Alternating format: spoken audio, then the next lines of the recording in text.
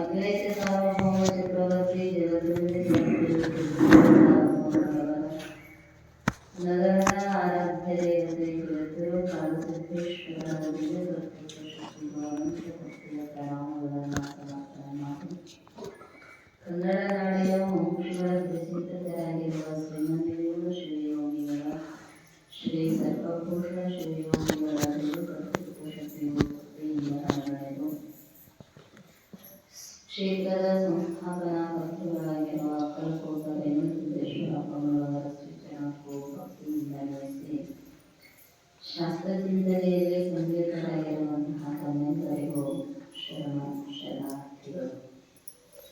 ಬೇಡುವೆ ಅಪವಗಳು ಮಾಡಿನ ಒಲಿದು ಸುಗುಣ ಸಂಗತಿಯನ್ನು ಎಂದು ಕೋಪವನ್ನು ಬರವಧುವಿನ ರೂಪುಗಂಟೆಳೆಸದ ಕರಣ ವಿಷಯವನ್ನು ತಾಪ ಒಡಲಿಗೆಳಿಸದ ಸಾರ ಸುಖವನ್ನು ಕಾಪಟ್ಯವಿಲ್ಲದಾಶ್ರಮ ಧರ್ಮರತಿಯನ್ನು ಬೇಡುವೆ ಅಭವ ನಿಮ್ಮನು ಭವಭವಗಳು. ಶ್ರೀನದಿಜೀವ ಶಿವಯೋಗಿಗಳ ಕೇವಲ ಪದ್ಧತಿಯ ನೀತಿ ಕ್ರಿಯಾಚಾರ ಸ್ಥಳದ 19ನೆಯ ಪದ್ಯದೊಳಗ ಸದ್ಗುಣಗಳ ಪ್ರಾರ್ಥನೆ ಅನ್ನುವಂಥದ್ದನ್ನು ಮಾಡ್ತಾ ಇದ್ದಾರೆ. ಸುಖ ಬೇಕಾಗಿತ್ತು ಅಂದ್ರೆ ಮನಸ್ಸು ಶಾಂತಿ ಇರಬೇಕು. ಎಲ್ಲಾ ಕಡೆ ಹುಡುಕಾಡಿದ್ರು ಮನಸ್ಸು ಶಾಂತಿ ಇರಲಿಲ್ಲ ಅಂದ್ರೆ ಸುಖದ ಸಾಧನೆಗಳಿಂದ ಸುಖ ಅನ್ನುವಂಥದ್ದಾಗುವುದಿಲ್ಲ. ಹೇಳ್ತಾರೆ ಹಟ್ಟಿ ಹಸಿವಿದ್ರೆ ಪಂಚಭುಕ್ವಾನ್ನಗಳು ಎದುರಿಗಿದ್ರೂ ಕೂಡ ಅದರ ಉಪಯೋಗ ಇಲ್ಲ. ಹೊಟ್ಟಿನ ಹಸಿವಾಗಿಲ್ಲ ಅಂದ್ರೊಳಗೆ ಅದನ್ನು ಬೇಕಾದಂಗೆ ಕುದಿನಿ ಗಾದೆ ಹಾಸಿ ಅದ್ರ ಮೇಲೆ ಮಲಗಬೇಕಂದ್ರೆ ನಿದ್ದಿನ ಬಂದಿಲ್ಲ ಅಂದ್ರೆ ಮಾಡೋದೇನು. ಅದಕ್ಕೆ ಮನಸ್ಸಿಗೆ ಶಾಂತಿ ಸಮಾಧಾನ ನೆಮ್ಮದಿ ಇರಲಿಲ್ಲ ಅಂದ್ರೆ ಹೊರಗಿನ ವಿಷಯಗಳನ್ನು ತಗೊಂಡು ಮಾಡೋದೇನು. ಅದರ ಸಲುವಾಗಿ ಹೇಳ್ತಾರೆ ಅವರು, ಮನಸ್ಸಿಗೆ ಶಾಂತಿ ನೆಮ್ಮದಿ ಸಮಾಧಾನ ಸಿಗಬೇಕಂಗಿತ್ತಂದ್ರೆ ಮನಸ್ಸಿನ ವೃತ್ತಿ ಸತ್ವಾಕಾರವಾಗಿರಬೇಕು. ಮನಸ್ಸು ಚಾಂಚಲ್ಯ ದೋಷ ವಿರಹಿತವಾಗಿ ಇತ್ತು ಅಂದ್ರೆ ಹೊರಗಿನ ವಿಷಯಗಳ ಅಪೇಕ್ಷೆಯನ್ನ ಮಾಡುವುದಿಲ್ಲ. ಕಾರಣ ತನಗಿಂತ ಪ್ರಿಯವಾದ ವಿಷಯ ಒಂದೊಂದೇ. ತಾನೇ ಅತ್ಯಂತ ಸುಖ ಸ್ವರೂಪ ಅದನೋ, ತಾನೇ ತನಗೆ ಅತ್ಯಂತ ಪ್ರೀತಿ ಪಾತ್ರವಾಗಿರ್ತಕ್ಕಂಥವನದ. ಆಗುಣ ಯಾಕೆ ದುಃಖ ಆಗ್ತೈತಿ ಅಂದ್ರೆ ವಿಷಯಗಳ ಆಸೆಯಿಂದ, ಸದ್ಗುಣಗಳ ಕೊರತೆಯಿಂದ ಮನುಷ್ಯನಿಗೆ ದುಃಖ ಆಗ್ತೈತಿ. ಅದರ ಸಲುವಾಗಿ ಅವರು ದುಃಖದ ನಿವೃತ್ತಿಗಾಗಿ ಆನಂದದ ಪ್ರಾಪ್ತಿಗೋಸ್ಕರವಾಗಿ ಸದ್ಗುಣಗಳ ಪ್ರಾರ್ಥನೆಯನ್ನ ಮಾಡ್ತಾ ಹೀಗೆ ತಾಪ ಒಡಲಿ ಕೆಡಿಸದ ಸಾರ ಸುಖವನ್ನು, ಎಂಥದ್ದೇ ತಾಪಗಳು ಬಂದರೂ ಕೂಡ ತನ್ನ ಸುಖಕ್ಕೆ ಮಾತ್ರ ಯಾವುದೇ ಕೊರತೆ ಎನ್ನುವಂಥದ್ದು ಆಗಬಾರದು.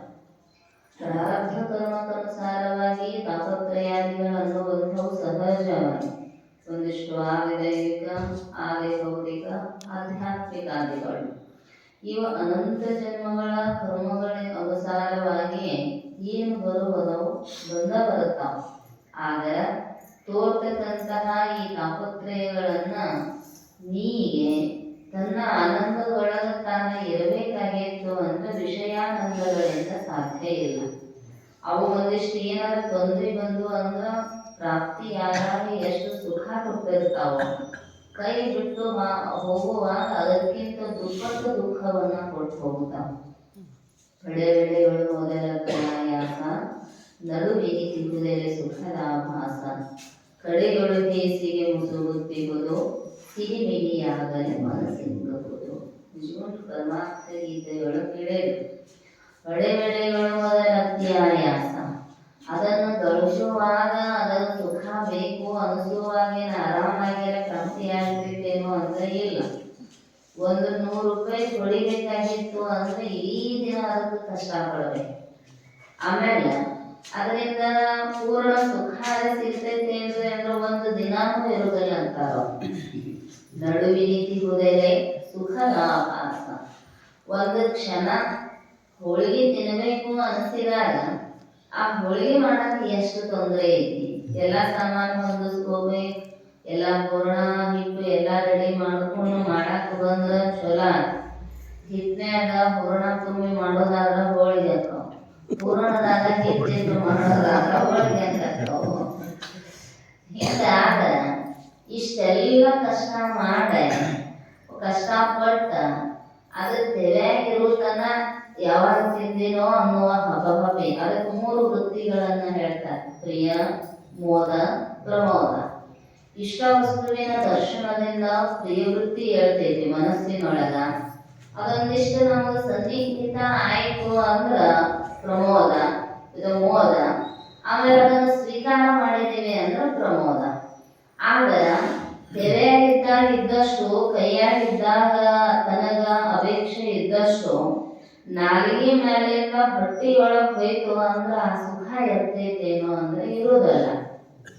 ಅದ ಯಾವಾಗ ಅದರ ಸುಖ ಅಂತ ಹೇಳಿದ್ರು, ನಡು ವಿನೀತಿಗುವುದೇನೆ ಸುಖದ ಆಭಾಸ.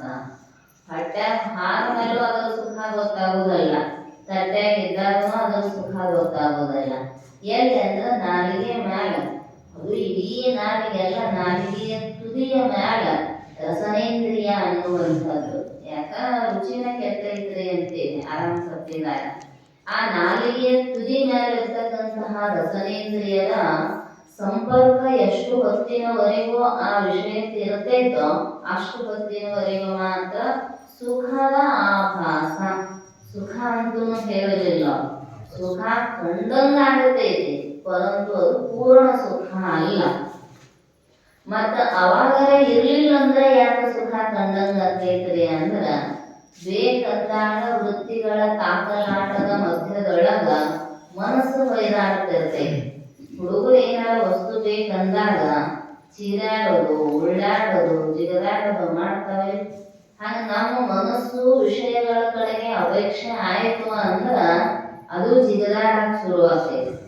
ಯಾವಾಗ ಚೆಲ್ಲಾಟ ಮಾಡಕ್ ಶುರು ಮಾಡ್ತೈತೋ ಚಾಂಚಲ್ಯ ವೃತ್ತಿಯೊಳಗ, ಈಗ ಕನ್ನಡಿ ವೇಷ ಅಳಗಾಡ್ಸಕತ್ರ ಹೆಂಗ ನಾವು ಮುಖ ಕಾಣೋದಿಲ್ಲಲ್ಲ, ಹಂಗ ಮನಸ್ಸು ಚಂಚಲ ದೋಷ ಯುಕ್ತ ಆಯ್ತು ಅಂದ್ರ ತಾನು ಆನಂದ ಪೂರ್ಣವಾಗಿದ್ದರೂ ಕೂಡ ಆನಂದದ ಆವಿರ್ಭಾವ ಅನಿಸುವುದಿಲ್ಲ. ಮತ್ತು ವಸ್ತು ಕೊಟ್ಟಾಗ ಹೆಂಗ ಮಕ್ಕಳು ಸುಮ್ಮನೆ ಆಡ್ತಾವೋ ಹಂಗ ಅದಕ್ಕೆ ಬಯಸಿದ ವಸ್ತು ಎದುರಿಗೆ ಸಿಕ್ತು ಅಂದ್ರ ಮನಸ್ಸು ಸ್ಥಾಯಿ ಆಗ್ತೈತಿ.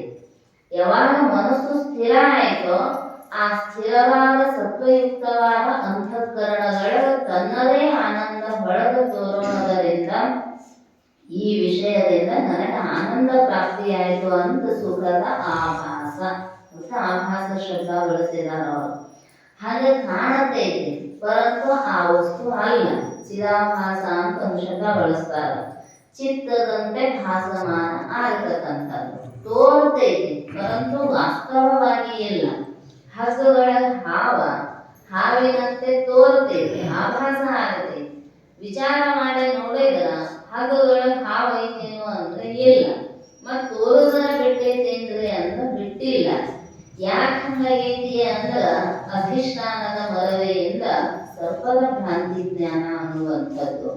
ಹಂಗ ತನ್ನ ಸ್ವರೂಪದ ಮರವೆಯಿಂದ ಅಜ್ಞಾನ ರೂಪ ಆವರಣದಿಂದ ವಿಷಯಾದಿಗಳೊಳಗ ಸುಖ ತೋರಿದಂಗ ಇವನಿಗೆ ಆಗತೈತೆ, ಪರಂತು ಸುಖ ಇಲ್ಲ. ಅದಕ್ಕೆ ಹೇಳಿದ್ರು ಅವರು, ತಾಪ ಒಡರಿ ಕೆಡಿಸದ ಸಾರ ಸುಖವನು. ಉಳಿದುದಕ್ಕ ಪ್ರತಿಬಂಧಕಗಳು ಬರ್ತಾವ. ಹೇಳಿದ್ರು ನಡುವಿನಿತಿಗುದೆಲೆ ಸುಖದ ಆಭಾಸ, ಕಡೆಯೊಳು ಹೇಸಿಗೆ ಮುಸುಗುತ್ತಿರುವುದು, ಸಿರಿಮಿರಿಯಾಗಲೇ ಮನಸ್ಸಿಂಗಬಹುದು.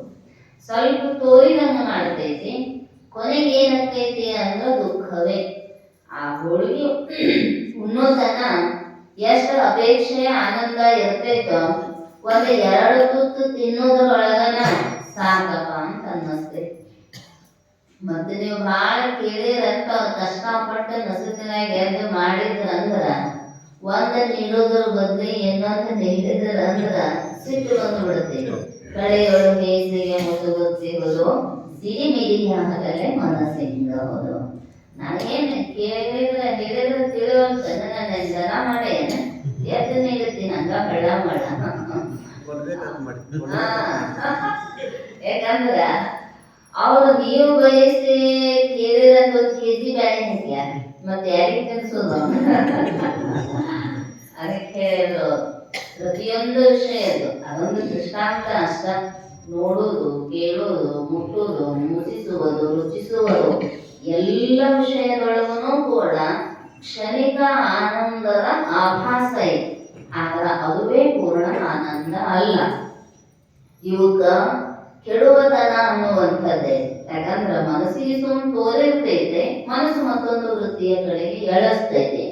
ಆಗ ತನ್ನ ಸ್ವರೂಪದ ಸುಖ ಅನ್ನುವಂಥದ್ದೇನೈತೆ, ಎಷ್ಟೇ ತಾಪಗಳು ಅಡಲಿದರೂ ಕೂಡ ಕೆಡಿಸದ ಸಾರ ಸುಖವನ್ನು, ಏನು ಪ್ರತಿಬಂಧಕ ಬರಲಿ, ಬೇಕಾದಂತ ಆದ್ರೂ ಕೂಡ ಅಕ್ಕ ಅದನ್ನ ಹೇಳಿದ್ರು, ನಿಮ್ಮ ಶರಣರ ಮಧ್ಯೆ ದಿನಂಗಳೆಯಲು ಬಂದಿರುವೆ. ಆ ಸುಖ ಏನಾದ್ರದ್ದು ಲಾಭ ಅನ್ನುವಂಥದ್ದು ಜ್ಞಾನಿಗಳಿಗೆ ಗೊತ್ತಿರ್ತೈತೆ. ಹೇಳಿದ್ರು, ನಿಮ್ಮ ಶರಣರ ಸಹವಾಸದೊಳಗ ಅನುಭವದೊಳಗ ಇರ್ತಕ್ಕಂತಹ ಸುಖ ಮತ್ತೆಲ್ಲಿಯೂ ಇಲ್ಲ. ಆನು ಪರಮ ಸುಖಿಯಾದೆನಯ್ಯ. ಉಳಿದುದೆಲ್ಲ ಸುಖಗಳು ತಾತ್ಪೂರ್ತಿಕವಾಗಿರ್ತಕ್ಕಂತಹ ಸುಖಗಳು. ಆದ್ರೆ ತತ್ವಜ್ಞಾನದಿಂದ ಏನು ಸಂಚರಿತ ಆಗಿರ್ತೈತಲ್ಲ, ಆ ಸುಖ ಮಾತ್ರ ಸಾರ ಸುಖ. ಅದನ್ನು ಪ್ರಾರ್ಥನೆ ಮಾಡಿದ್ರು ಅವರು. ತಾಪ ಒಡರಿ ಕೆಳಿಸದ ಸಾರ ಸುಖವನ್ನು ಕೊನೆಯ ಒಂದು ಮಾತು ಹೇಳಿದ್ರು. ಎಲ್ಲಾ ಆಶ್ರಮದವರಿಗೂ ವರ್ಣದವರಿಗೂ ಸಂಬಂಧಪಟ್ಟಿರ್ತಕ್ಕಂಥದ್ದು. ಕಾಪಟ್ಯವಿಲ್ಲದ ಆಶ್ರಮ ಧರ್ಮರತಿಯನ್ನು. ಪ್ರತಿಯೊಂದು ಚತುರಾಶ್ರಮಗಳನ್ನ ಶಾಸ್ತ್ರದೊಳಗೆ ಹೇಳ್ತಾರೆ. ಬ್ರಹ್ಮಚಾರಿ, ಗೃಹಸ್ಥ, ವಾನಪ್ರಸ್ಥ, ಸನ್ಯಾಸಿ. ಬ್ರಾಹ್ಮಣ, ಕ್ಷತ್ರಿಯ, ವೈಶ್ಯ, ಶುದ್ಧ ಚತುರ್ವರ್ಣಗಳು. ಆದ್ರೆ ಆಶ್ರಮ ಧರ್ಮರತಿ ಹೆಂಗಿರಬೇಕು ಅಂದ್ರೆ ಕಪಟರಹಿತವಾಗಿ ಇರಬೇಕು. ಬ್ರಹ್ಮಚಾರಿಯಾಗಿದ್ದಾಗ ಏನು ಮಾಡಬೇಕು, ಗೃಹಸ್ಥನಾಗಿದ್ದಾಗ ಏನು ಮಾಡಬೇಕು, ಸನ್ಯಾಸಿ ವಾನಪ್ರಸ್ಥನಾದಾಗ ಏನು ಮಾಡಬೇಕು, ಸನ್ಯಾಸಿಯಾಗಿದ್ದಾಗ ಏನು ಮಾಡಬೇಕು, ಅದಕ್ಕೊಂದಿಷ್ಟು ವಿಧಿ ನಿಯಮಗಳಲ್ಲ. ಅದಕ್ಕೆ ಹೇಳಿದ್ರಲ್ಲ, ವೇದ ವಿಧಿಗಳನ್ನು ಅಗಲವೆಂದು ಉಸುರುವ ಶ್ರೀ ಗುರು ವಚನೋಪದೇಶವನ್ನಾಲಿಸಿದವಳ್ ಅಹುರುನದರಿಗೆ ಮುಕುತಿ. ಅಲ್ಲಿ ಹೇಳಿದ ವೇದದ್ದು ಒಂದಿಷ್ಟು ವಿಧಿ ನಿಯಮಾದಿಗಳನ್ನುವಂಥವದ. ಮತ್ತು ಒಂದ ನಿಯಮಗಳದಾವೆ ಅಂದ್ರೆ ಇಲ್ಲ. ಗೃಹಸ್ಥರಿಗೆ ಬೇರೆ, ಸನ್ಯಾಸಿಗಳಿಗೆ ಬೇರೆ, ಬ್ರಹ್ಮಚಾರಿಗಳಿಗೆ ಬೇರೆ, ವಾನಪ್ರಸ್ಥಾಶ್ರಮಿಗಳಿಗೆ ಬೇರೆ ಇರತಕ್ಕಂತಹ ನಿಯಮಗಳು. ಬ್ರಹ್ಮಚಾರಿಯಾಗಿದ್ದಾಗ ಏನು ಮಾಡೋದ್ರಿ ಅಂದ್ರ ವೇದಗಳನ್ನ ಸರಿಯಾಗಿ ಗುರುಮುಖೇನ ಅಧ್ಯಯನ ಮಾಡಬೇಕು. ಜೊತೆಗೆ ಅಲ್ಲಿ ಗುರುವಿನ ಸೇವಾದಿಗಳನ್ನುವಂಥವುಗಳನ್ನ ಮಾಡಬೇಕು. ಇಂದ್ರಿಯಗಳ ಲೋಲುಪತೆಗೆ ಒಳಗಾಗದೆ ವಿಷಯಗಳ ಸುಖಕ್ಕ ಹಾಸುರಿಲಾರದ ಕೇವಲ ಅಧ್ಯಯನದಲ್ಲಿಯೇ ಮನಸ್ಸನ್ನುವಂಥದ್ದು ಮೊಳಗಬೇಕು. ಇದು ಬ್ರಹ್ಮಚಾರಿಯಾಗಿರ್ತಕ್ಕಂಥವನ ಕರ್ತವ್ಯ. ಯಾಕಂದ್ರೆ ಆ ಕಡೆ ಈ ಕಡೆ ಲಕ್ಷ್ಯ ಹೋಯ್ತು ಅಂದ್ರ ಅಧ್ಯಯನದ ಕಡೆಗೆ ಲಕ್ಷ್ಯ ಹೋಗೋದಲ್ಲ. ಅದಕ್ಕೆ ಹೇಳ್ತಾರ ಅವರು, ಸುಖಾಸಿ ತ್ಯಜೇತ್ ವಿದ್ಯಾವಾ ವಿದ್ಯಾರ್ಥಿ ತ್ಯಜೇತ್ ಸುಖಂ. ಒಂದು ವಿದ್ಯಾ ಬೇಕಾಗಿತ್ತು ಅಂದ್ರ ಸುಖವನ್ನ ತ್ಯಾಗ ಮಾಡಬೇಕು. ಇಲ್ವೇ ನಾವು ಸುಖವಾಗಿ ಇರಬೇಕ್ರಿ ಅಂದಿದೆ ಅಂದ್ರೆ ವಿದ್ಯೆಯನ್ನ ತ್ಯಾಗ ಮಾಡಬೇಕ. ಆರಂಭದಲ್ಲಿ ವಿದ್ಯೆಯ ಅಪೇಕ್ಷೆಗಾಗಿ ಸುಖವನ್ನ ತ್ಯಾಗ ಮಾಡಿದ ಅಂದ್ರೆ ಕೊನೆಯವರೆಗೂ ಸುಖಿಯಾಗಿರಬಹುದು. ಆದ್ರ ಅದನ್ಯಾರು ಮುಂದೆ ಇರ್ತಾರ ಹೋಗ್ತಾರ ಯಾರು ನೋಡ್ಯಾರ್ರಿ? ಇರುದನ್ನ ಆರಾಮ್ ಮಜಾ ಮಾಡಿ ಹೋಗೋಣ್ರಿ ಅಂತ ವಿದ್ಯಾರ್ಥಿ ಜೀವನದೊಳಗ, ಬ್ರಹ್ಮಚಾರಿ ಜೀವನದೊಳಗನ ಇಂದ್ರಿಯಗಳ ಆಕರ್ಷಣೆಗೆ ಒಳಗಾಗಿ ಸುಖವನ್ನೇ ಅಪೇಕ್ಷೆ ಮಾಡಿದ ಅಂದ್ರ ಶಾಶ್ವತ ದುಃಖ ಅನ್ನುವಂಥದ್ದು ಕಟ್ಟಿಟ್ಟದ್ದು. ಅದಕ್ಕೆ ಹೇಳ್ತಾರ ಅವರು, ಕ್ಷಣಿಕ ಆನಂದಕ್ಕ ಪೂರ್ಣಾನಂದವನ್ನ ಪಡ್ಕೋಬಾರ್ದ. ಯಾವ ಹಂತಗಳಲ್ಲಿ ಏನ್ ಮಾಡಬೇಕು ಅದನ್ನು ಮಾಡಲೇಬೇಕು. ಚಾಣಕ್ಯರು ಹೇಳಿದ್ರಲ್ಲ, ಹೆಂಗಿರ್ಬೇಕಂದ್ರ ಕಾಕದೃಷ್ಟಿ ಇರಬೇಕು, ಭಗಧ್ಯಾನ ಇರಬೇಕು, ಶ್ವಾನ ನಿದ್ರಾ ಇರಬೇಕು. ಕಾಕದೃಷ್ಟಿ, ಭಗಧ್ಯಾನ, ಶ್ವಾನ ನಿದ್ರಾ, ಅಲ್ಪಾಹಾರಿ, ಗೃಹತ್ಯಾಗಿ. ಇದಕ್ಕ ನೋಡಿ ಶಾಸ್ತ್ರ ಕೇಳೋದು. ಯಾಕಂದ್ರ ಮನುಷ್ಯನಿಗೆ ಯಾವುದು ವಿದ್ಯಾರ್ಥಿ ಅದು ಅಧ್ಯಾತ್ಮದೊಳಗಡೆ ಇರಬಹುದು ಅಥವಾ ಲೌಕಿಕ ವಿದ್ಯೆಗಳನ್ನ ಸಂಗ್ರಹ ಮಾಡುವುದರಲ್ಲೇ ಇರಬಹುದು. ಒಟ್ಟಾರೆ ಇದೆಲ್ಲವುಗಳನ್ನು ರೂಢಿಸಿಕೊಂಡಿರಬೇಕಂತ. ಕಾಕದೃಷ್ಟಿ ಅಂದ್ರ ಅದ ಒಂದು ಕತಿ ಹೇಳ್ತಾರ. ಈ ಇದ್ರ ಕೇಳ್ತೀರಲ್ಲ, ನೀರು ಹುಡ್ಕೊಂತ ಹೋಗಿತ್ತು, ಕೆಳಗ್ ನೀರಿತ್ತು, ಹಳ್ಳ ಹಾಕಿ ನೀರ್ ಮ್ಯಾಲ ಬರಿಸಿ ಕುಡಿತು ಅಂದ್ರ ವಿದ್ಯಾರ್ಥಿಯಾಗಿರ್ತಕ್ಕಂಥವನು ಎಷ್ಟು ಪರಿಶ್ರಮ ಪಡಬೇಕು ಅಂತ. ಈ ಬ್ರಹ್ಮಚಾರಿಯಾಗಿ ವೈದಿಕ ವಿದ್ಯೆಗಳನ್ನ ಪಾರಮಾರ್ಥಿಕ ವಿದ್ಯೆಯನ್ನ ಕಲಿಯುವಂಥವನಲ್ಲಿಯೂ ಆ ಸಾಧನೆ ಇರಬೇಕು. ಇನ್ನು ನಾವು ಹೊಟ್ಟೆಪಾಡಿನ ಲೌಕಿಕ ವಿದ್ಯೆ ಕಲಿತೀವಿ ಅಂದ್ರೆ ಅಲ್ಲಿನೂ ಕೂಡ ಪ್ರಯತ್ನ ಅನ್ನುವಂಥದ್ದು ಬೇಕು. ಕ್ಷಣತ್ಯಾಗ ಕುತೋ ವಿದ್ಯಾ. ಒಂದು ಕ್ಷಣವನ್ನ ನಾವು ವ್ಯರ್ಥ ಮಾಡಿಬಿಟ್ಟಿವಿ ಅಂದ್ರೆ ನಾವು ವಿದ್ಯೆ ಯಾವಾಗ ಪ್ರಾಪ್ತಿ ಆಗಕ್ಕೆ ಸಾಧ್ಯ ಐತಿ. ಅದ ಆಳ ಎದವುಳು ನೀರು ಅಂತ ಬಿಡ್ಲಿಲ್ಲ. ಪ್ರಯತ್ನ ಪಟ್ಟು ಕಲ್ಲುಗಳನ್ನ ಹಾಕಿ ಹಾಕಿ ಹಾಕಿ ನೀರು ಮ್ಯಾಲ ಬಂದಾಗ ಕುಡಿದು ಹೆಂಗ ಹಾರಿ ಹೋಯ್ತಲ್ಲ, ಅದು ಮನುಷ್ಯ ಅಂತಿರ್ತಾರ ಹುಡುಗರು. ನಮಗೇನು ಗಣಿತ ತಿಳಿವಲ್ತ್ರಿ, ವಿಜ್ಞಾನ ತಿಳಿವಲ್ತು, ಹಿಂದಿ ಅಂದು ತಲೆಗೆ ಹತ್ತುವಲ್ದು, ಹಿಂದಕ್ಕ ಉಳಾಕತೈತಿ ಅಂತ ಹಿಂಗ ಅನ್ನಿಸ್ತೈತಿ. ಯಾಕಂದ್ರ ಮಕ್ಕಳಿಗೆ ಏಕಾಗ್ರತೆ ಎನ್ನುವಂಥದ್ದು ಕಡಿಮೆ ಆಯಿತು ಅಂದ್ರೆ ಹಂಗಾಗ್ತೈತಿ.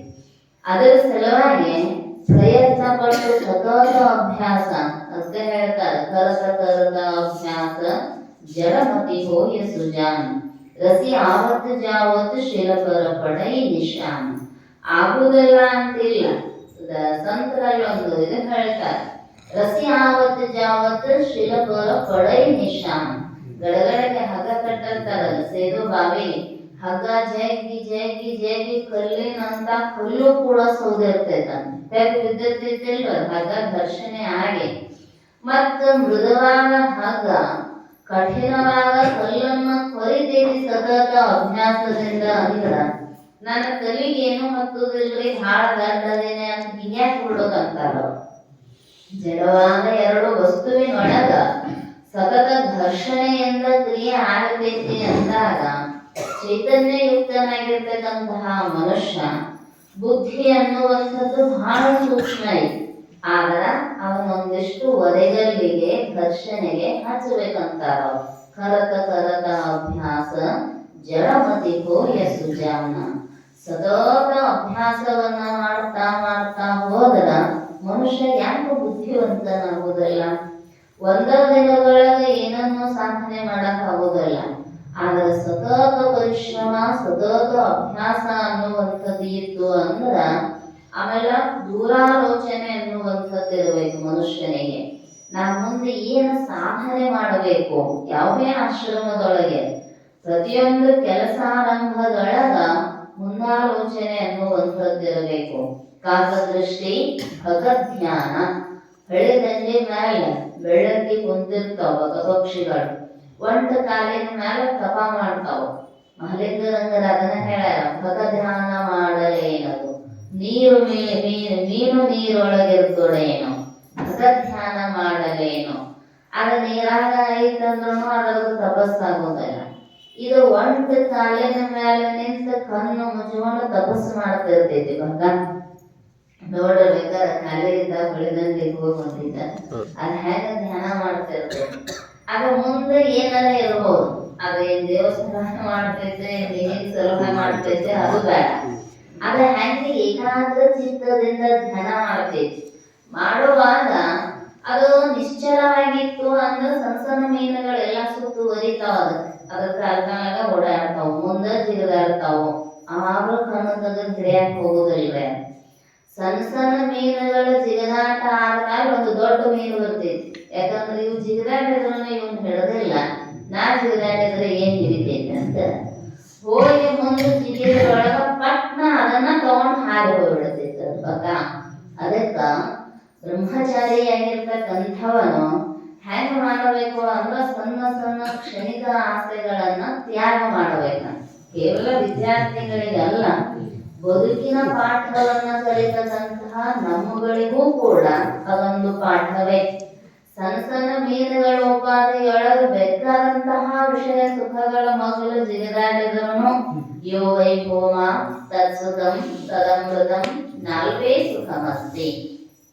ಯಾವುದು ದೊಡ್ಡದೈತೋ ಮತ್ತೆ ಇವನ್ನ ಹಿಡಿಯಾಕತ್ತೀವಿ ಅಂದ್ರ ದೊಡ್ಡದ ಹೆಂಗ್ ಬರ್ತೈತಿ. ಅವ್ನ ಹಿಡ್ಕೊಂಡ್ ಕುಂದಿರ್ಲಿ ನಾ ದೂರ ಸರಿಬೇಕಂತೈತದ. ಹಂಗ ಮೊಬೈಲ್ ಬಳಕೆ ಅಥವಾ ಬೇರೆ ಬೇರೆ ಮನರಂಜನೆಗಳಿಗೆ ಮಕ್ಕಳು ಜೋತ್ ಬಿದ್ರು ಅಂದ್ರ ಗುರಿ ಸಾಧನೆ ಮಾಡಕ್ ಹೆಂಗ್ ಸಾಧ್ಯ ಐತಿ? ಚಾಣಕ್ಯ ಅವತ್ತ ಬರೋದೈತಿದಾನದ. ಅದಕ್ಕ ಅವುಗಳನ್ನ ಬಿಟ್ಟು ಏಕಾಗ್ರತೆಯನ್ನ ಬಗದಂತೆ ಧ್ಯಾನಿಸಿದ್ರ ದೊಡ್ಡದಾಗಿರ್ತಕ್ಕಂತಹ ಗುರಿಯನ್ನ ಮುಟ್ಟಬಹುದು. ದೊಡ್ಡದಾಗಿರ್ತಕ್ಕಂತಹ ಆತ್ಮವಿದ್ಯೆಯನ್ನ ಆಧ್ಯಾತ್ಮಿಕ ಸಾಧಕರು ಸಾಧಿಸುವುದಕ್ಕೆ ಸಾಧ್ಯ. ಅದು ಸುಮ್ಮನೆ ಗಪ್ಪನ ಹಿಡ್ಕೊಂಡು ಹೋಗಿದ್ದ ಸುಮ್ಮನೆ ಕೂತು ಬಿಡತೈತಿ. ಮತ್ತೆ ಯಾವಾಗ ಬೇಕು ಅನ್ನಿಸ್ತೈತಲ್ಲ ಮತ್ತೆ ಬಂದು ಧ್ಯಾನ ಮಾಡತೈತಿ. ಅದಕ್ಕೆ ಹೇಳಿದ್ರು ಕಾಕದೃಷ್ಟಿ ಭಗತ್ ಧ್ಯಾನ ಶ್ವಾನ ನಿದ್ರಾ.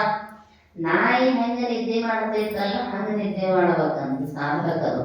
ಯಾಕಂದ್ರ ಅದು ಗೊರ್ರ ಅಂದಿರ್ತೈತಿ. ಸರ್ಕನ ಸಪ್ಪಳಾಗ್ಲಿ ಪಟ್ನ ಕಿವಿ ಚಾಡಿಸಿ ಎದ್ದು ಬಿಡತೈತಿ. ಹಂಗ ಸಾಧನೆಯ ಹಂತದೊಳಗೆ ಇರ್ತಕ್ಕಂಥವರು ಗುರಿ ಮುಟ್ಟಬೇಕು ಅನ್ನತಕ್ಕಂಥವರು ಅತಿ ಆಹಾರವನ್ನ ಅತಿ ನಿದ್ರೆಯನ್ನ ತ್ಯಾಗ ಮಾಡಬೇಕಂತ. ಅದಕ್ಕ ಮುಂದೆ ಹೇಳಿದ ಅಲ್ಪಾಹಾರಿ ಅಂತ. ಶ್ವಾನದಂತೆ ನಿದ್ರೆ ಬರ್ಬೇಕಾದ್ರೆ ಅಲ್ಪಾಹಾರಿಗಳಾಗಿರಬೇಕು. ಅದೇ ಗಡದ್ದಾಗಿ ಊಟ ಮಾಡಿದೀವಿ ಅಂದ್ರೆ ಮತ್ತ ಶ್ವಾನದಂಗೆ ಆಗ್ತದೆ. ಬೇಕಾದಂಗ ತಿರುಗಾಡ್ತಾವಲ್ವ ಅದನ್ನ ಹಚ್ಬಿಡ್ತೈತಿ. ಅದಕ್ಕೆ ಹೇಳಿದ್ರು ಅಲ್ಪಾಹಾರಿ ಗೃಹತ್ಯಾಗಿ. ಮತ್ತು ವಿದ್ಯಾ ಸಾಧನೆಗಾಗಿ ಮನೆ ಬಿಡೋ ಪ್ರಸಂಗ ಬಂದ್ರ ಮನೆ ಬಿಡಬೇಕು. ಎದಕ್ಕ ಅಂದ್ರ ಗುರಿ ಮುಟ್ಟು ಸಲುವಾಗಿ ಮನೆ ಬಿಡಬೇಕು. ಕೇಳಿದ್ದು ಕೊಡಿಸ್ಲಿಲ್ಲ ಅಂತ ತಿಳ್ಕೊಂಡು ಗೃಹತ್ಯಾಗ ಮಾಡುವಂಗಿಲ್ಲ. ಏನು ಹೊಂದಾಣಿಕೆನ ಇಲ್ದ ದಿನ ಒಂದಕ್ಕೂ ಜಗಳ ನಡೆಯಕತ್ತೈತಿ, ನಾವು ಮನೆ ಖಾಲಿ ಮಾಡ್ಬೇಕು ಅನ್ಸಿದ್ರೆ ಅಂತ ಹಿಂದೂ ಬಿಡೋದಲ್ಲ. ಯಾಕಂದ್ರೆ ಹೇಳಿದ ಕಾಪಟ್ಟವಿಲ್ಲದ ಆಶ್ರಮ ಧರ್ಮರತಿಯನ್ನು. ಏನೇ ಬರಲಿ ಪ್ರಪಂಚದೊಳಗ ಒಂದು ಸಲ ಗೃಹಸ್ಥಾಶ್ರಮವನ್ನ ಸ್ವೀಕಾರ ಮಾಡಿವೆ ಅಂದ ಬಳಿಕ ಇವು ಋಣಾನುಬಂಧ ರೂಪದಿಂದ ಸತಿಸುತ್ತಾದಿಗಳು ಪ್ರಾಪ್ತಿಯಾಗ್ಯಾವ ಅಂತ ತಿಳ್ಕೊಂಡು ಬಿಡು. ತತ್ವಜ್ಞಾನಿಗಳಿಗೆಲ್ಲರಿಗೂ ಏನು ಅರಿತು ನಡೀತಕ್ಕಂತಹ ಸತಿಯರೇ ಸಿಕ್ಕಿದ್ದಿಲ್ಲ. ತುಕಾರಾಮರ ಹೆಂಡತಿನೂ ಜಗಳಗಂಟೆ, ಸಾಕ್ರೆಟಿಸನ ಹೆಂಡತಿನೂ ಜಗಳಗಂಟೆ. ಆದರ ಅವರು ಅಷ್ಟೇ ಪೂರಕವಾಗಿ ಅವರ ಸಾಧನೆಗೆ ಅನುಕೂಲವಾಗುವ ರೀತಿಯೊಳಗೆ ಇರುತ್ತಿದ್ರು. ಕಾರಣ ಪ್ರಾರಬ್ಧ ಕರ್ಮಾನುಸಾರವಾಗಿ ಅವರು ಪ್ರಾಪ್ತಿಯಾಗ್ಯಾರಂತ ಅವ್ರು ತಿಳ್ಕೊತಿದ್ರು ತತ್ವಜ್ಞಾನಿಗಳು. ಅವರು ಜಗಳ ಎದಕ್ಕೆ ಮಾಡ್ತಿದ್ರು ಅಂದ್ರ ವಿಮುಖ ಪ್ರಪಂಚದಿಂದ ವಿಮುಖರಾಗಿ ಪೂರ್ಣ ಆ ಕಡೆಗೆನ ಹೋಗಿದಾರಂತ ತಿಳ್ಕೊಂಡು ಅವಾಗ ಅವಾಗ ಅವಾಗ ಅವಾಗ ಹಗ್ಗ ಇನ್ನೊಂದಿಟ್ಟು ಗಂಟು ಹಾಕೋ ಕೆಲಸ ಅಷ್ಟ ಮಾಡ್ತಿದ್ರು. ಅವರು ಬೇರೆ ಏನೂ ಇಲ್ಲ. ಅದಕ್ಕ ಈ ಗೃಹಸ್ಥಾಶ್ರಮ ಬ್ರಹ್ಮಚಾರಿ ಅಂತೂ ಸತತ ಅಧ್ಯಯನ ಜೊತೆಗೆ ಗುರುಸೇವಾದಿಗಳನ್ನ ಮಾಡಬೇಕು. ಇನ್ನು ಗೃಹಸ್ಥರಾಗಿರ್ತಕ್ಕಂಥವರು ಗೃಹಸ್ಥ ಧರ್ಮವನ್ನ ಧನ್ಯ ಗೃಹಸ್ಥಾಶ್ರಮ ಆರಂಭದಲ್ಲಿ ಕೇಳಿದೇವಲ್ಲ, ಸಾನಂದಂ ಸದನಂ ಅಲ್ಲಿ ಅಂತ ಹಿಡ್ಕೊಂಡು ಪ್ರತಿದಿನಂ ಶಿವಪೂಜನಂ ಆತಿಥ್ಯಂ ಪ್ರತಿದಿನಂ ಶಿವಪೂಜನಂ ಈ ಎಲ್ಲ ಕರ್ತವ್ಯ ಕರ್ಮಗಳನ್ನ ಮಾಡುತ್ತಾ ತನ್ನದೇ ಆಗಿರ್ತಕ್ಕಂತಹ ಅದಕ್ಕೆ ಹೇಳ್ತಾರೆ ಸ್ವಪತ್ನಿಯಲ್ಲಿ ಸ್ವಯೋಷಿತ ರತಿಚ. ಸ್ವಪತ್ನಿಯಲ್ಲಿ ನವಮಾನನಾಗಿ ಪ್ರಜೋತ್ಪತ್ತಿಯ ಕ್ರಿಯಾದಿಗಳಲ್ಲಿ ಗೃಹಸ್ಥನಾಗಿರ್ತಕ್ಕಂಥವನು ತೊಡಗಬೇಕೇ ಹೊರತು ಪರವಧುವಿನ ರೂಪುಗಂಡೆಳಸದ ಕರಣ ವಿಜಯವನು. ವೃತ್ತಿ ಚಂಚಲನಾಗಿ ಆ ಕಡೆ ಈ ಕಡೆ ಮನಸ್ಸಿನ ವೃತ್ತಿ ಹರಿಬಾರದು. ಅದು ಗೃಹಸ್ಥಾಶ್ರಮದ ಧರ್ಮ ಅಲ್ಲ ಅನ್ನುವಂಥದ್ದನ್ನ ಸ್ಪಷ್ಟವಾಗಿ ಹೇಳ್ತಾ ಇದ್ದಾರೆ. ಇನ್ನ ಇದು ಎಲ್ಲ ಆಯ್ತು, ಮದುವೆನೂ ಆಯ್ತು, ಮಕ್ಕಳಿಗೆ ಜನ್ಮ ಕೊಡೋದು ಆಯ್ತು, ಮಕ್ಕಳೆಲ್ಲ ದೊಡ್ಡವರಾಗಿ ತಮ್ಮ ತಮ್ಮ ಕರ್ತವ್ಯ ಕರ್ಮಗಳನ್ನ ನಿಭಾಯಿಸಿಕೊಳ್ಳುವಷ್ಟು ಸಾಮರ್ಥ್ಯವಂತರಾದರೆ ಅಂದಾಗ ಸಪತ್ನಿಕನಾಗಿ ಅಂದ್ರ ಸತಿಯ ಒಡಗೂಡಿ ವಾನಪ್ರಸ್ಥಾಶ್ರಮವನ್ನ ಸ್ವೀಕಾರ ಮಾಡ್ಬೇಕಂತ. ಮತ್ತ ಮನ್ಯಾಗ ಒಳ್ಳೆ ಹ್ಯಾಂಗ ಮಾಡೋದ್ರಿ? ಅದಕ್ಕೆ ಹೇಳ್ತಾರಲ್ಲ ಗಂಧ ಶಿವಲಿಂಗ ದೇವರ ಭಕ್ತ ಹೆಂಡತಿ ಮಾರಿ ಮಸನಿಗೆ ಭಕ್ತೆ. ಹಿಂಗ ತಂದ ವಿರುದ್ಧ ಇದ್ರೆ ಏನ್ ಮಾಡೋದ್ರಿ? ಅವೇ ಶರಣ ಹೇಳಿ ನೀವ್ ಅಟ್ಟಾರೆ ಹೋಗುದ್ರಿ. ಇಲ್ರಿ ಮತ್ತ ಇಬ್ರು ಕೂಡ ಹೋದಂತಾದ್ರು ನಾವ ಇಲ್ಲೇ ಇರ್ತೀವಲ್ರಿ ಅಂದ್ರ ಹಂಗ ಆಗೋದಿಲ್ರಿ. ಅದ ತಾಸರ ದಿನ ಸಿದ್ಧಾರೂಢ ಮಠಕ್ಕ ವಾನಪ್ರಸ್ಥಾಶ್ರಮ ಅನುಸಂಧಾನ ಸಲುವಾಗಿ ಬರೋದನ. ನಮ್ ಪೂರ ಬಿಟ್ಟು ಬರಕ್ ಆಗೋದಿಲ್ರಿ ಅಂದ್ರೆ ಒಂದು ತಾಸರೆ ಮಾಡ್ರಿ ಅಂತಾರೆ. ಯಾಕಂದ್ರ ಸತತ ಚಿಂತನೆ ಮಾಡಬೇಕು. ಆಗ ಸತತ ಚಿಂತನೆ ಆಗಲಿಲ್ಲ ಅಂದ್ರ ಎಷ್ಟು ಸಾಧ್ಯವೋ 24 ತಾಸು ಸಮಯ ಐತಿ ನಮ್ಮ ಹತ್ರ. 23 ತಾಸು ಊಟ, ನಿದ್ದೆ, ನಿಮ್ಮ ವ್ಯವಹಾರಗಳು ಎಲ್ಲಾನು ಮಾಡಿಕೊಂಡ ಒಂದು ತಾಸು ಪ್ರತಿನಿತ್ಯವೂ ಕೂಡ ಸತ್ಸಂಗಕ್ಕೆ ಮೀಸಲಾಗಿದ್ದೇವಂದ್ರೆ ಈಗ ವಾನಪ್ರಸ್ಥಾಶ್ರಮಕ್ಕೆ ಹೋಗೋದು ಬಹಳ ಕಠಿಣ. ಯಾಕಂದ್ರ ಪಂಚ ಜ್ಞಾನೇಂದ್ರಿಯಗಳು ಪಂಚ ವಿಷಯಾದಿಗಳಲ್ಲಿ ಹಂಚಿ ಹೋಗಿಬಿಟ್ಟಾವ. ಅವ್ನು ಹಳ್ಳಿ ಹುಡುಕಿಯಾಡಿ ತಗೊಂಡು ಬರೋದ ವಜ್ಜೆ ಐತಿ. ಈಗ ಎಲ್ಲೇ ಹೋಗಿ ಅನ್ನೋದು ಏನ್ ಗೊತ್ತೈತಿ. ಅದಕ್ಕ ಒಂದು ಹಿಡ್ಕೊಂಡು ಬರ್ಬೋದ್ರೆ ಇನ್ನೊಂದು ಹೋಗಿರ್ತೈತಿ. ಅಷ್ಟನ್ನು ಕೂಡಿಸೋದು ಹೆಂಗ ಮಂಗ್ಯಾಗಳನ್ನ ಅಷ್ಟು ಕೂಡು ಒಂದ ಕಡೆ ಮೀಟಿಂಗ್ ಮಾಡ್ಬೇಕಂದ್ರ ನಿಲ್ತಾವಂದ್ರೆ ಒಂದು ತಗೊಂಡು ಬರೋದು ಒಂದು ಸಿಗದು ಹೋಗಿರ್ತೈತಿ. ಹಂಗ ಈ ಪಂಚ ಜ್ಞಾನೇಂದ್ರಿಯಗಳು ಹಂಚಿಕೆಯಾಗದ ಮುನ್ನ ಅಂತ ಹೇಳಿದರು. ಇವು ಹಂಚಿ ಹರಿದು ಹೋಗುವುದಕ್ಕಿಂತ ಪೂರ್ವದೊಳಗನ ಅದನ್ನ ಹೆಂಗ ನಿಗ್ರಹ ಮಾಡಬೇಕು, ಹೆಂಗ ಒಂದುಗೂಡಿಸಬೇಕು ಅನ್ನುವಂತಹ ಹಂಚಿಕೆ ಹಾಕಬೇಕ. ಹಂಚಿ ಹೋಗುವ ಮುನ್ನವೇ ಹಂಚಿಕೆಯನ್ನ ಅಂದ್ರೆ ಮೊದಲ ಅದಕ್ಕೆ ನಿಶ್ಚಯ ಮಾಡಬೇಕು. ಮತ್ತ ಅವ್ ಹೋಗೇ ಬಿಟ್ಟು ನಾವ್ ಏನ್ ಮಾಡೋದ್ರಿ ಅಂದ್ರ ನೀನು ಹೋಗುದಂತೆ. ಅವ್ ಹೋಗ್ಯಾವ್ರಿ ಅಂತ ಕೈ ಬಿಡ್ತೀವಿ ಅಂದ್ರ ನೀನು ಅತ್ತಾಗ ಏನ್ ಹೋಗೋದ್ರಿ ಮತ್ ಹಳ್ಳಿ ಜನ್ಮಾದಿಗಳನ್ನು ಬರ್ತಾವ. ಅದಕ್ಕೆ ಹೇಳಿದ್ರು ಅವ್ರು ಸಪತ್ನಿಕನಾಗಿ ಅವೇನಾಗುದಿಲ್ರಿ ಅವ್ ಈ ದಾರ್ಯಾಗ ಇಲ್ರಿ ಅಂದ್ರ ನೀವರೇ. ಯಾಕಂದ್ರ ಕೊನೆಗೆ ನಮ್ಮ ಗತಿಯನ್ನ ಹೊಂದತಕ್ಕಂಥವ್ರು ನಾವಷ್ಟ. ಯಾರು ನಮ್ಮ ಜೊತೆಗೆ ಬರೋದಿಲ್ಲ. ಆರು ಸಂಗಡ ಬಾಹುರಿಲ್ಲ ನಾರಾಯಣನೇವಲ್ಲ. ನಮ್ಮ ಜೊತೆಗೆ ಅವ್ರನ್ನ ಕರ್ಕೊಂಡು ಹೋಗೋಕತ್ತೀವಿ ಒಳ್ಳೆಯದ ಅಭಿಪ್ರಾಯ. ಆಗ ಆಗುದಿಲ್ರಿ ಅಂದ್ರೆ ನಿಮ್ಮಷ್ಟಕ್ಕೆ ನೀವರೇ ಮುಂದುವರಿಯುವ ಪ್ರಯತ್ನ ಮಾಡಬೇಕು. ವಾನಪ್ರಸ್ಥಾಶ್ರಮ. ಇನ್ನ ಕೊನೆಯಲ್ಲಿ ಹೇಳಿದ್ರು ಸನ್ಯಾಸಾಶ್ರಮ. ಎಲ್ಲವನ್ನ ಅಲ್ಲೇ ಎಲ್ಲ ಭಾವಗಳನ್ನ ಕರ್ಮಗಳನ್ನ ತ್ಯಾಗ ಮಾಡತಕ್ಕಂಥದ್ದು ಸನ್ಯಾಸ. ಸಮ್ಯಜ್ಞಾಸ ಕಾಮ್ಯಾನಾಂ ಕರ್ಮಾಣಾಂ ಸಮ್ಯಜ್ಞಾಸ ಸನ್ಯಾಸ. ಕರ್ಮಗಳನ್ನ ಚೆನ್ನಾಗಿ ಬಿಡುವಂಥದ್ದು.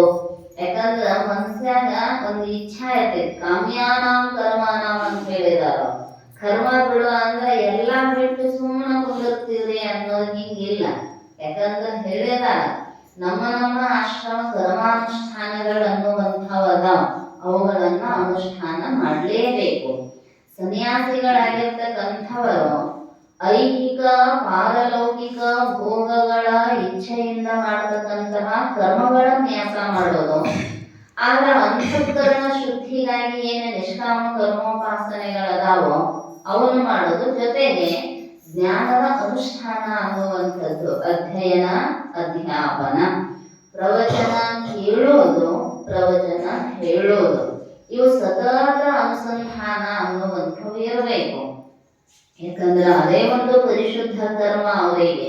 ಅದನ್ನ ಅನುಷ್ಠಾನ ಮಾಡಲೇಬೇಕು. ಅದೇ ಹಾಗಾದ್ರೆ ನಮ್ಮಷ್ಟಕ್ಕೆ ನಾವೆಲ್ಲ ಮಾಡಿ ಮುಗಿಸಿದವರದೇವೆ ಇನ್ನೇನಿಲ್ಲ ಸುಮ್ಮನೆ ಉಂಡು ಮಕ್ಕಳೋದೇ ಅಂದ್ರ ಅದು ಸನ್ಯಾಸ ಆಗುವುದಿಲ್ಲ ಅಂತೈತಿ ಶಾಸ್ತ್ರ. ಎಲ್ಲವನ್ನ ತ್ಯಾಗ ಮಾಡಿ ವಿದ್ವತ್ ಸನ್ಯಾಸ ವಿವಿಧಿಷಾ ಸನ್ಯಾಸ ಅಂತ ತತ್ವಾನ ಸಂಧಾನಗಳು ಹೇಳ್ತಾರೆ. ಸನ್ಯಾಸದ ವಿಧಾನಗಳನ್ನ ಅಂದ್ರ ನಾವು ಒಟ್ಟಾರೆ ಈ ಆಶ್ರಮ ಧರ್ಮಗಳ ಪರಿಪಾಲನೆ ಮಾಡುವಂಥದ್ದು ಯಾಕ ಅಂದ್ರ ಕೊನೆಯದಾಗಿರ್ತಕ್ಕಂತಹ ಪುರುಷಾರ್ಥ ಸಾಧನೆಗಾಗಿ, ಮೋಕ್ಷ ಪುರುಷಾರ್ಥ ಸಾಧನೆಗಾಗಿ. ಎಲ್ಲಾರು ಅಷ್ಟು ಆಶ್ರಮಗಳನ್ನ ಪರಿಪಾಲಿಸಬೇಕೇನ್ರಿ ಅಂದ್ರ ಕೆಲವೊಬ್ಬರಿಗೆ ಅಲ್ಲಿ ಏನದಾವು ಅಂದ್ರ ಅಷ್ಟು ಆಶ್ರಮಗಳಂತೇನಿಲ್ಲ. ಬ್ರಹ್ಮಚಾರಿಯಾಗಿರ್ತಕ್ಕಂಥವನು ನೇರವಾಗಿ ಸನ್ಯಾಸ ಆಶ್ರಮವನ್ನ ಸ್ವೀಕಾರ ಮಾಡಬಹುದು. ಅನೇಕ ಜನ್ಮಗಳ ನಿಷ್ಕಾಮ ಪುಣ್ಯದ ಫಲ ಇತ್ತು ಅಂತ. ಮತ್ತ ಅವರಿಗೊಂದಿಷ್ಟು ಇನ್ನೂ ಪ್ರಾರಬ್ಧದ ತೊಡಕಿತ್ತು. ಪ್ರಾರಬ್ಧದೊಳಗ ಈ ಎಲ್ಲ ಭೋಗಗಳಿದ್ದು ಅಂದ್ರ ಕ್ರಮವತ್ತಾಗಿಯೇ ಕ್ರಮ ಸನ್ಯಾಸವನ್ನ ಸ್ವೀಕಾರ ಮಾಡ್ಬೇಕಂತ. ಹಂಗಾರ ಮುಂದಿನ ವರ್ಷ ಎಲ್ಲಾರು ಅದೇ ಯಾಕಂದ್ರೆ ಇನ್ನೊಂಚೂರು ಹಿಡ್ಕೊಂಡಾವು ಮುಂದಿನ ವರ್ಷ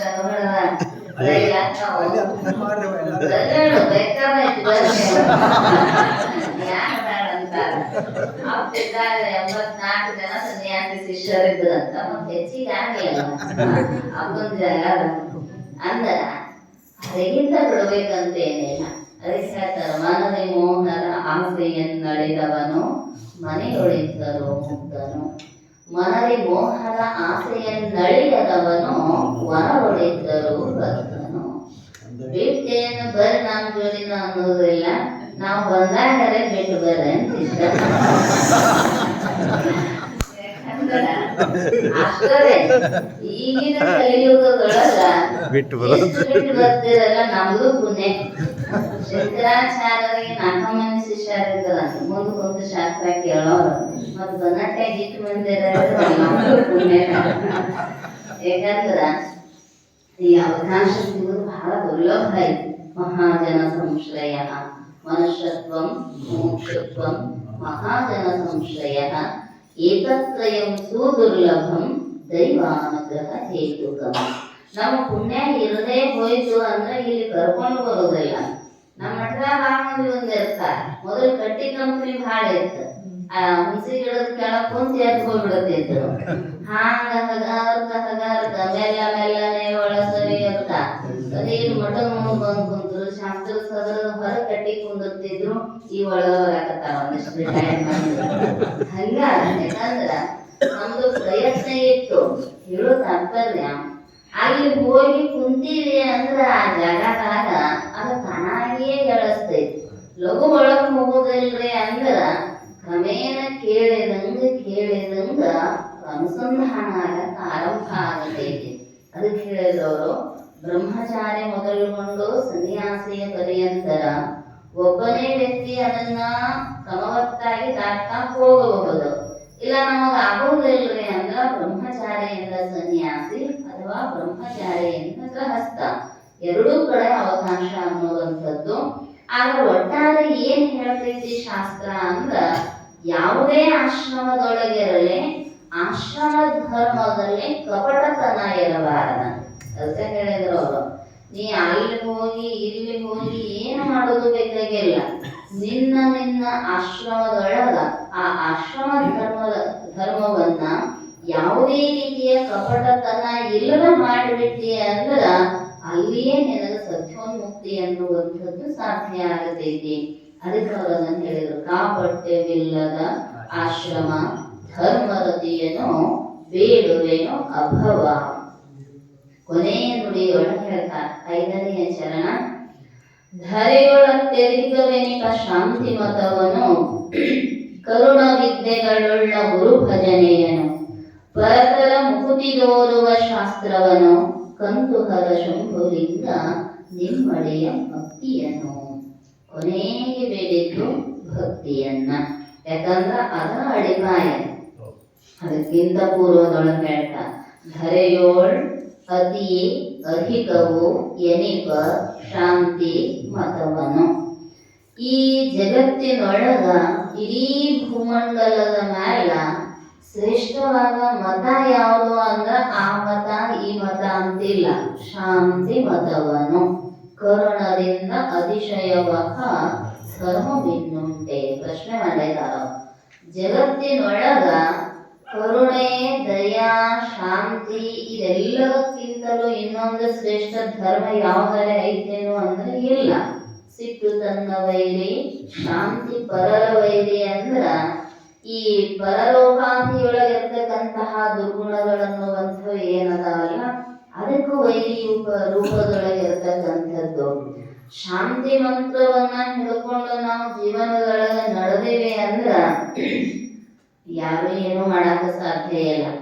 ಆಗ ಅನೇಕ ಮತಗಳ ಕಲ್ಪನೆಯಿಂದ ಮತಗಳನ್ನ ಬೆನ್ನ ಹತ್ತೆ ಇದ ಶ್ರೇಷ್ಠ ಅಂತ ಹಾದೇವಿ ಅಂದ್ರ ಅದರಿಂದ ನಮಗೆ ಎಂದೂ ಸುಖ ಅನ್ನುವಂಥದ್ದು ಸಿಗೋದಿಲ್ಲ. ಯಾಕ ಅನ್ನೋದನ್ನ ಅಲ್ಲೊಂದಿಷ್ಟು ವಿಶ್ಲೇಷಣೆ ಮಾಡ್ತಾರ ಅವರು. ಈ ಜಗತ್ತಿನೊಳಗ ಬಹಳಷ್ಟು ಮತಗಳದಾವ. ಚಾರ್ವಾಕ ಮತ, ಬೌದ್ಧ ಮತ, ಸಾಂಖ್ಯ ಮತ, ನ್ಯಾಯ ಮತ, ಪೂರ್ವ ಮೀಮಾಂಸೆ, ಪತಂಜಲ ಯೋಗಶಾಸ್ತ್ರ ಮತ್ತು ಸಿದ್ಧಾಂತ ಮತ. ಯಾಕಂದ್ರ ಅವರವರ ಅಭಿಪ್ರಾಯಗಳನ್ನ ಅವರು ಮಂಡನೆಯನ್ನ ಮಾಡ್ಯಾರ. ಆದ್ರೆ ಎಲ್ಲದಕ್ಕಿಂತಲೂ ಶ್ರೇಷ್ಠವಾಗಿದ್ದದ್ದು ಯಾವುದು ಅಂದ್ರ ತನ್ನನ್ನ ತಾನು ತಿಳಿತಕ್ಕಂಥದ್ದೇನೈತಲ್ಲ, ಜೀವ ಬ್ರಹ್ಮರ ಅಭೇದ ರೂಪವಾಗಿರ್ತಕ್ಕಂತಹ ವೇದಾಂತ ಮತವೇ ಕೊನೆಯದಾಗಿರ್ತಕ್ಕಂಥದ್ದು. ಸಿದ್ಧಾಂತ ಬೇರೆ ವೇದಾಂತ ಬೇರೆ ಅಂತಿಲ್ಲ. ಪೂರ್ವಗಾರ್ತಿಯೊಳಗೆ ವೇದಾಂತ ಸಿದ್ಧಾಂತ ಹಾದಿಯೊಂದೇ ಎಂದು ಸಾಧನೆ ವಾದವ ಗೆಲ್ಲಿದ ಬಗೆ. ಶಿವಾನಂದ ಪೂರ್ವಗಾರ್ತಿಯೊಳಗೆ ಸಿದ್ಧಾಂತ ವೇದಾಂತವನ್ನ ಸಮನ್ವಯವನ್ನಾಗಿ ಮಾಡಿ ಅಲ್ಲಿಯೂ ಶಕ್ತಿಯನ್ನ ಒಂದಿಷ್ಟು ವಿಶಿಷ್ಟವಾಗಿ ತಗೊಂಡು ಅವರು ಅದ್ವೈತವನ್ನ ಬೋಧನೆ ಮಾಡ್ತಾರೋ. ಆದ್ರೆ ಇಲ್ಲಿ ಶಕ್ತಿಯನ್ನ ಮಾಯೆ ಅಂತ ತಗೊಂಡು ತಿಳಿಸುವ ಸಲುವಾಗಿ ವೇದಾಂತದೊಳಗೆ ಉಪದೇಶ ಮಾಡ್ತಾರೆ. ಅದಕ್ಕೆ ಅದು ಬೇರೆ ಇದು ಬೇರೆ ಎಂದು ವಾದ ಮಾಡುವವರ ವಾದವನ್ನು ಗೆಲ್ಲಿದವಗೆ.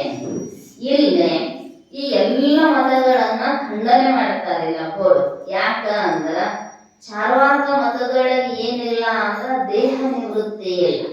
ಚಾರ್ವಾಕರು ದೇಹವೇ ಆತ್ಮ, ಮರಣವೇ ಮೋಕ್ಷ, ಭಸ್ಮೀಭೂತಸ್ಯ ದೇಹಸ್ಯ ನ ಪುನರಾವರ್ತನಃ. ಇದು ದೇಹ ಒಂದು ಸಲ ಅಗ್ನಿಯೊಳಗ ಅಥವಾ ಭೂಮಿಯೊಳಗ ಲೀನ ಆಯ್ತು ಅಂದ್ರ ಹಳೆ ಬರುವುದಿಲ್ಲ ಅಂತಾರ. ಇದರ ಆತ್ಮ, ಮರಣವೇ ಮೋಕ್ಷ. ಇದರದ್ದು ಏನು ವಿಯೋಗ ಆಗ್ತಾ ಇದ್ದಲ್ಲ ಅಲ್ಲಿ ಮುಗೀತು. ನಾವೇನು ಯಾರೋ ಹಳ್ಳಿ ಬರುವಂಥವ್ರಲ್ಲ. ಆದ್ದರಿಂದ ಋಣಂ ಕೃತ್ವ ಘೃತಂ ಪಿಬೇತ್. ನೀವು ಸಾಲ ಮಾಡಿ ತುಪ್ಪ ಕುಡಿಯರೆ ನೀವೇನು ಹಳ್ಳಿ ಬರೋದಲ್ಲ. ಆದ್ರ ಹಂಗಾಗುದಲ್ಲ ಅಂತೈತಿ ಶಾಸ್ತ್ರ. ಈ ದೇಹ ಆದಮೇಲ ದೇಹಗಳು ಬರುವುದಿಲ್ಲ ಅಂತ ಹಿಂಗೆ ನೀವು ವಾದ ಮಾಡಿದಿರಿ ಅಂದ್ರ ಮತ್ತೆ ದೇಹಗಳು ಬರ್ತಾವಲ್ಲ. ಶಾಸ್ತ್ರದ ಆಧಾರ ಐತದ. ಆಗವು ಕರ್ಮ ಪ್ರಸಂಗ ಆದಂತ ಶಂಕರರು ಹೇಳಿದರು. ಹಿಂದೆ ಮಾಡಿದ ಕರ್ಮದಿಂದಲೇ ಉದಿಸಿ ಬಂದೇನು ತಾಯಿಯುದಕ್ಕೆ ಅಂತ ಹೇಳಿದಾರ. ಹಿಂದೆ ಮಾಡಿದ ಅರಿಯದೆ ಜನನಿಯ ಜಠರದಲ್ಲಿ ಬಂದೆ, ಬಾಲದ ಭವಂಗಳನ್ನ ಉಂಡೆ, ಶುಭಾಶುಭಂಗಳನ್ನ ಕಂಡೆ, ಹಿಂದನ ಜನ್ಮವೇನಾದಲಾಗಲಿ ಮುಂದೆ ನೀ ಕರುಣಿಸ ಚೆನ್ನ ಮಲ್ಲಿಕಾರ್ಜುನ. ಇದರ ಆಧಾರದ ಮ್ಯಾಲ ಹಿಂದೂ ಜನ್ಮಗಳನ್ನ ದಾಟಿ ಬಂದೀವಿ. ಈ ಸತ್ಯೋನ್ಮುಕ್ತಿ ಪಡ್ಕೊಳ್ಳಿಲ್ಲ ಅಂದ್ರೆ ಮುಂದೂ ಜನ್ಮಗಳನ್ನ ದಾಟಬೇಕಾಗ್ತೈತಿ. ಇದಂತೂ ಎಲ್ಲಿಲ್ಲ ಅಂದ್ರೆ ಪರಿಹಾರ ಅನ್ನುವಂಥದ್ದು ಇಲ್ಲ. ಅದಕ್ಕೆ ನೀವು ಈ ದೇಹ ಮರಿ ಆದ್ಮೇಲೆ ಹೋಯ್ತಂತೀರಲ್ಲ, ಹಂಗ ಹೋಗುದಲ್ಲ. ಈ ದೇಹದಿಂದ ಮಾಡಿದ ಕರ್ಮದ ಋಣದ ಸಾಲ ಅನ್ನುವಂಥದ್ದು ಹಂಗ ಐತಿ. ಆ ಸಾಲ ತೀರ್ಸ ಹೊಳ್ಳಿ ಬರಬೇಕು ಅಂದ್ರ ದೇಹ ಅನ್ನುವಂಥದ್ದು ಉಳಿತೈತಿ ಚಾರ್ವಾಕರ ಮತದೊಳಗ.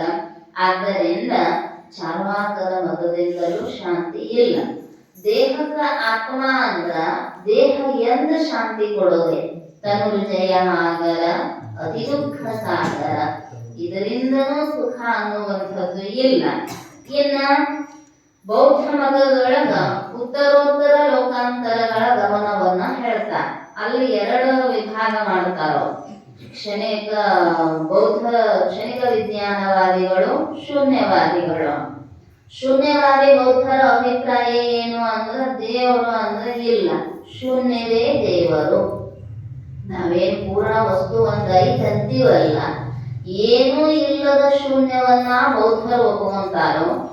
ಆದ್ರೆ ಎಲ್ಲವನ್ನ ಒಳಗೊಂಡಿರುವ ಪೂರ್ಣ ಶೂನ್ಯವನ್ನ ವೇದಾಂತಿಗಳು ಒಪ್ಪುವಂತಾರ. ಮತ್ತ ಅವ್ರು ಹೇಳಿದಂಗೆ ಏನೂ ಇರಲಿಲ್ಲ ಅಂದ್ರೆ ಏನೂ ಇರಬಾರದಾಗಿತ್ತು ಜಗತ್ತಿನೊಳಗ. ಅದು ಶೂನ್ಯವಾದಿಗಳು.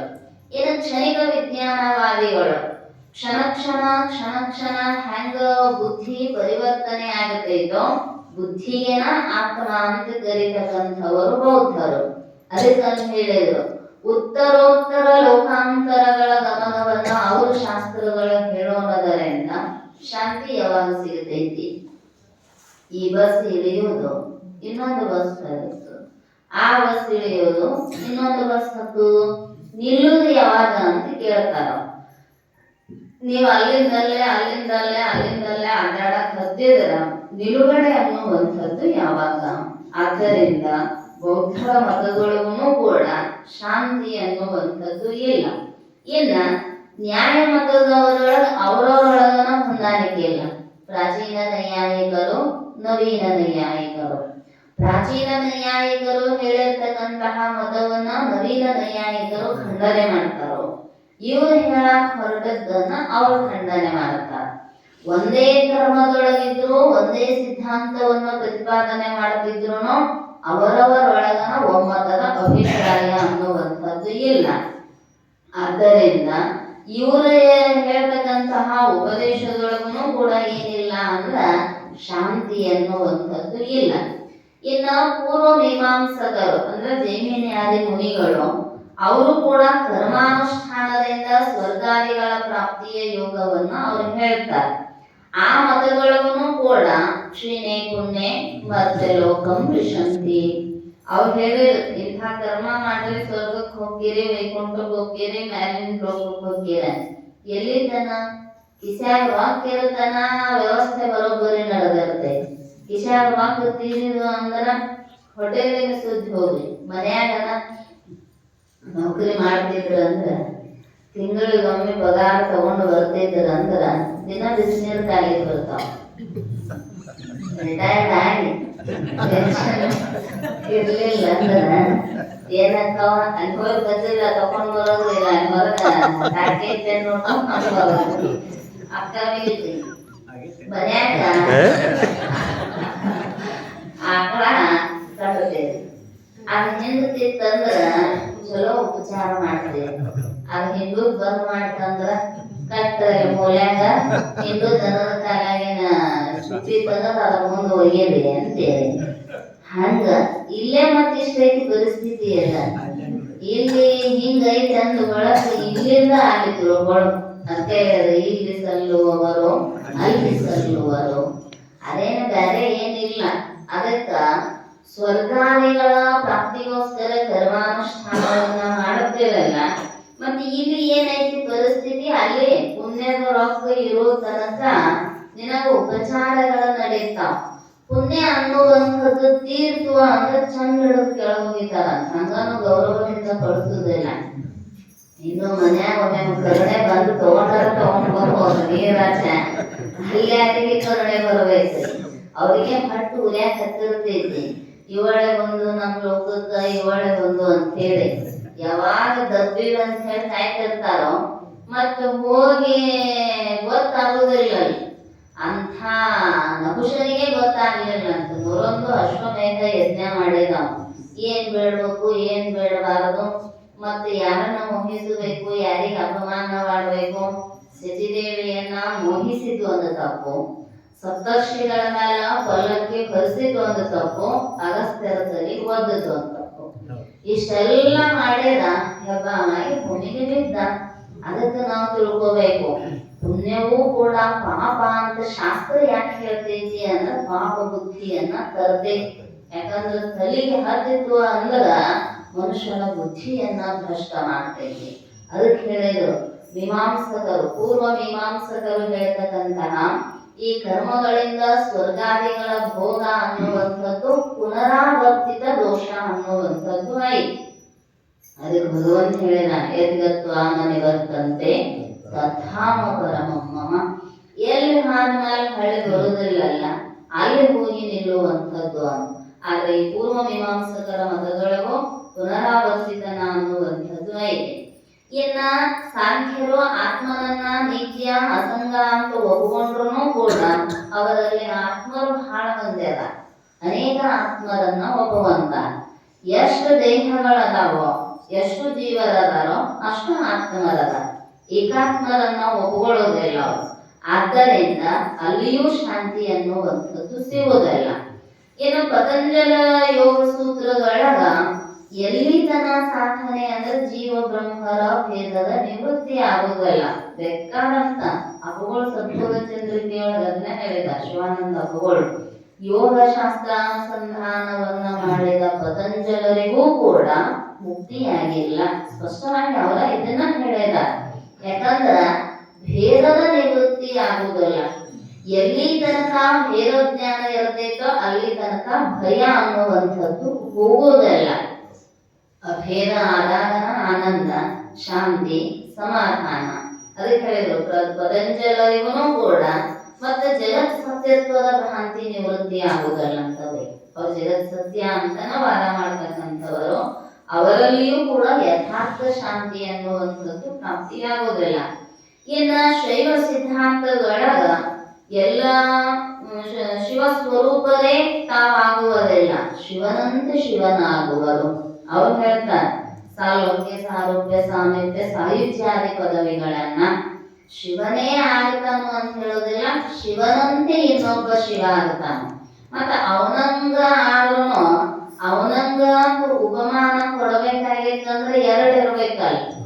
ಕಾಡಾಕಳಿನಂತೆ ನಾಡಾಕಳಿನಂತೆ ಕಾಡಾಕಳು. ಅಡವ್ಯಾಗ ಆಕಳ ನೋಡಿದ್ರೆ ನಮ್ಮ ಮನೆ ಹಿತ್ತಲ್ದಾಗ ಇದ್ದಂಗ ಐತ್ರಿ ಅಂತ ಬೇರೆ ಬೇರೆ ಇದ್ದಾಗ ಉಪಮಾನಗಳು. ಆದ್ರ ತನ್ನ ಯಥಾರ್ಥ ಸ್ಥಿತಿ ಹೆಂಗೈತಿ ಅಂದ್ರೆ ಅನುಪಮವಾಗಿರ್ತಕ್ಕಂಥದ್ದು. ಶಿವನಂತೆ ಅಂತ ಹೇಳುವಲ್ಲಿಯೂ ಕೂಡ ಇನ್ನೊಂದಿಷ್ಟು ಭೇದ ಜ್ಞಾನ ಹೊಳಿತು. ಅದು ಕೂಡ ಏನ್ ಮಾಡೋದಿಲ್ಲ ಅಂದ್ರೆ ಶಾಂತಿಯನ್ನ ಕೊಡುವಂಥದ್ದು ಅಲ್ಲ. ಇನ್ನ ಕೊನೆಯದಾಗಿರ್ತಕ್ಕಂಥದ್ದು ಧರೆಯೋಳ್ ಅತಿ ಅಧಿಕವೆನಿತು ಶಾಂತಿ ಮತ. ಅಂಥದ್ದನ್ನ ಕರುಣಿಸುವ ಅಂದಾಗ ಈ ಬೌದ್ಧರನ್ನೇ ಮೊದಲು ಮಾಡಿಕೊಂಡು ಶೈವ ಸಿದ್ಧಾಂತದವರೆಗೂ ಖಂಡನೆಯನ್ನ ಮಾಡಿ ಮತ್ತೆ ನಾವು ಸ್ವೀಕಾರ ಮಾಡಬೇಕಾಗಿರ್ತಕ್ಕಂತಹ ಮತ ಯಾವುದ್ರಿ ಅಂದ್ರ ಅದ್ವೈತ ವೇದಾಂತ ಮತವನ್ನ. ಅಲ್ಲಿ ಮಾತ್ರ ಜೀವ ಬ್ರಹ್ಮರ ಅಭೇದ ರೂಪವಾಗಿರ್ತಕ್ಕಂಥದ್ದನ್ನ ಉಪದೇಶ, ಆತ್ಯಂತಿಕ ದುಃಖ ನಿವೃತ್ತಿ, ಪರಮಾನಂದ ಪ್ರಾಪ್ತಿ. ಮೋಕ್ಷದ ವ್ಯಾಖ್ಯಾನ ಹೇಳಿರೋ ಅಲ್ಕ ಸಾರ ಸುಖವನು ಅಂತ ಹಿಂದೆ ಕೇಳಿದ. ತಾಪವಡಲಿ ಕೆಡಿಸದ ಸಾರ ಸುಖವನು.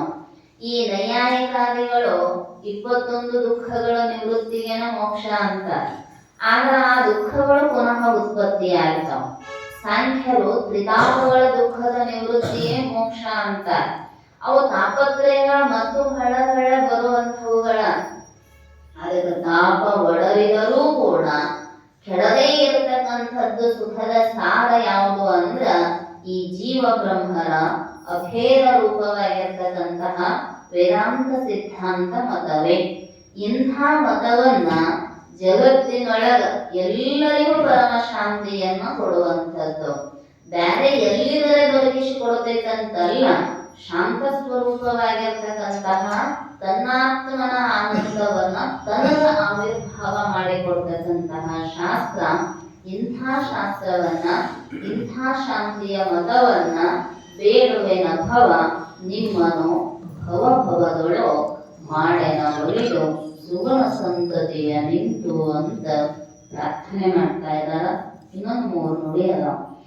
ಕರುಣ ವಿದ್ಯೆಗಳುಳ್ಳ ಗುರು ಭಜನೆಯನು ಪರತರ ಮುಕುತಿದೋರುವ ಶಾಸ್ತ್ರವನು ಕಂತುಹರ ಶಂಭುಲಿಂಗ ನಿಮ್ಮಡಿಯ ಭಕ್ತಿಯನು ಅಂತ ಸದ್ಗುಣಗಳನ್ನ ಪ್ರಾರ್ಥನೆ ಮಾಡಿ ನಮ್ಮನ್ನು ಕೂಡ ಆ ಸದ್ಗುಣಗಳ ಕಡೆಗೆ ಶ್ರೀಮದ್ ನಿಜಗುಣ ಶಿವಯೋಗಿಗಳು ಕರೆದುಕೊಂಡು ಹೋಗ್ತಾ ಇದ್ದಾರೆ. ಉಳಿದಷ್ಟು ವಿಷಯ ಮತ್ತೆ ನಾಳೆ ಬೆಳಗಿನ ಸಮಯದೊಳಗೆ, ನಾಳೆ ಶಾಸ್ತ್ರ ಮಂಗಲ, ಅದರೊಂದಿಗೆ ಈ ಪದ್ಯದ 3 ನುಡಿಗಳನ್ನ ಚಿಂತನೆ ಮಾಡೋಣಂತ ತಿಳಿಸ್ತಾ ನನ್ನೆರಡು ಹರಿವೇರವ ಗುರುಪ ಪುಷ್ಪಗಳನ್ನ ಜಗದ್ಗುರು ಶ್ರೀರಾಮಚಂದ್ರ ಚರಣ ಸನ್ನಿಧಿಗೆ ಸಮರ್ಪಿಸಿ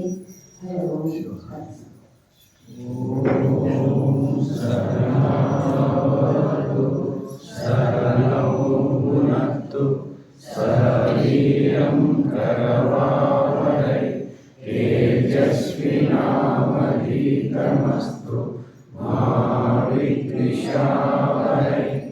ओम शांति शांति शांति।